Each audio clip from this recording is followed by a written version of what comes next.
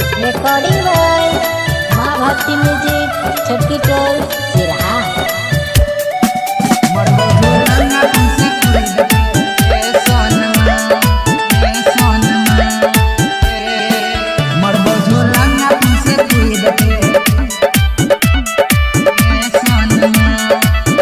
आगे रोब के बराती तो चली जाए तो सुम के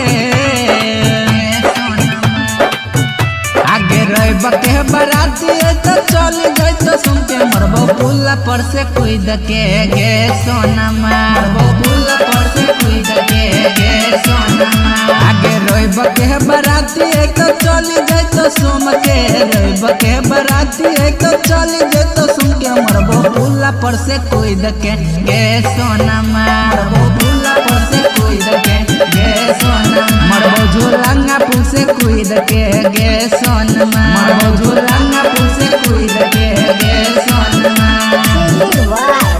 मरबो झूलंगा पुल से कोई दके मरबो पुला पर से कोई दके गे सोनमा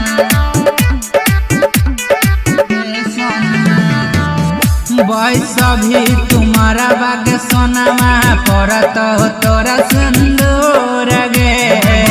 फूल से कूद के गे सोनमा छोड़ कह तू चला जेबही हमारा सदूर गे गे मानमा के सरदा पूरा ले गे सोनमा कदे हमर खूनमा हमर मरबो झूलंगा पुल से कोई दके गे सोनमा मरबो झूलंगा पुल से कोई दके गे सोनमा मरबो कमला पुल से कोई दके गे सोनमा मरबो कमला पुल से कोई दके गे सोनमा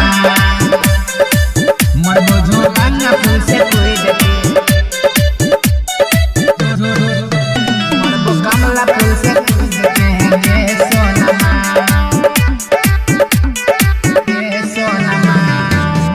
यारवा के दर्द ने बुझले भेली केतना कठोर गे कमला पुल से कोई दके गे सोनमा छोड़ कह तू चहला जेबही बहत अखिया सलोर गे